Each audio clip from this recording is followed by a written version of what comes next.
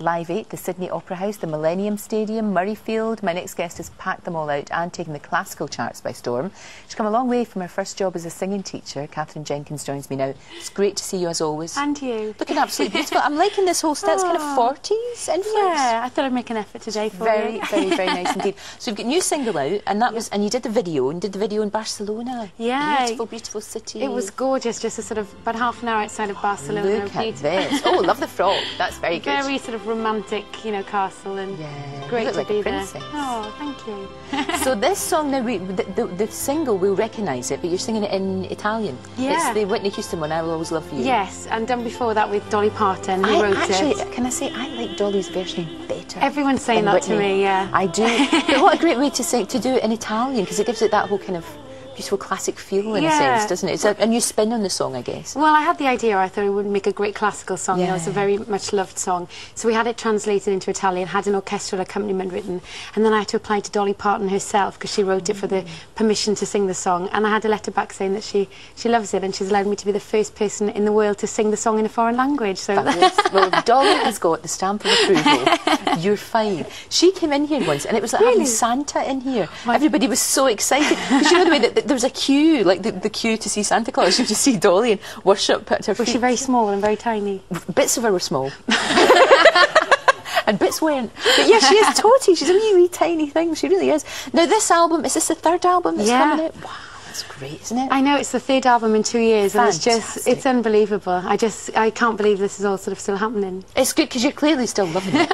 I am. You know the way that some people think, oh no, not another album I've got out, and it's all such... You've got the huge enthusiasm still for what you do, and that's great. Well, definitely. That's why I've called the album Living a Dream, because that's exactly what I'm doing at the moment. It's sort of a title that really sums up my life at the moment. I'm still loving every minute and not taking it all for granted. You've also tackled some quite interesting songs in the album, songs that I guess people would more associate with men singing, which is good, because why should the blokes have all the fun? The best, you know, yeah, the why best should they get the best songs? songs? Things like Ness and Dorma and the one from Phantom of the Opera, Music of the Night. Beautiful songs. Well, you know, I think it's nice to put a new spin on sort of old classical things like Ness and Dorma, and there's no reason why a female can't sing it as long as it's sort of slightly adjusted. Yeah, and, change the words. Just a wee bit. So, you know, it's a song that I think everybody loves. It's such a powerful song, can make people cry, and it's just certainly something I wanted to put on the new album. So these are songs that you love, that you feel passionate about, and that you desperately want to sing, which is just as well, because you'll be singing them for a long time. Yeah. So you want to make sure it's the ones that you like.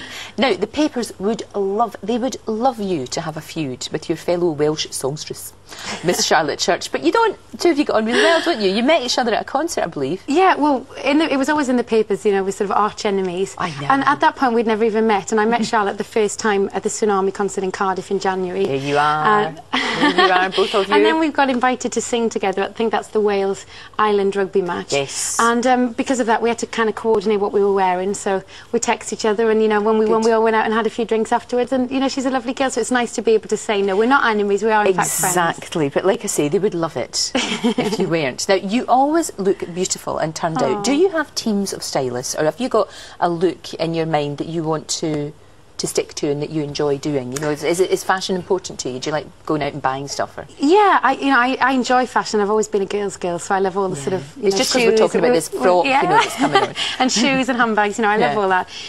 But I certainly try and stick to a sort of style, try and be sort of quite classical in my, you know, I won't necessarily wear something fashionable if it doesn't look right on me, you know. But it's sassy, you know, it's classical with a wee bit of sass in there, and that's definitely what we like. Now, you've got a lovely man, been together for a while. Yes. He's in the record business as well, but on the other side, not a performer. Yeah, oh, well, he was a performer. Was he? He was in a band called Worlds Apart. I remember that. Yeah. Do you know what? That probably makes him better at what he does, because he's been there and he knows what it's like to be a performer. I bet he'll treat his act maybe slightly better, you know? Just look out for them a little bit. Yeah, and it's great because he understands my schedule, and, you know, doesn't ever complain when I'm away for a long time, so it works out really well. Fantastic. Katherine, great to talk to you. You're going to be performing the single. How do you say it in Italian? L'amore sei tu, which is I Will Always Love You. Beautiful, beautiful. We hear that very shortly. Great to see you. Thank you. And I'll tell you what, even bigger treat, if you want to talk to Katherine after the show, she is going to do, especially for us, a video web chat at 9:30 on GM.TV. Anything you want to talk to her about, don't miss that.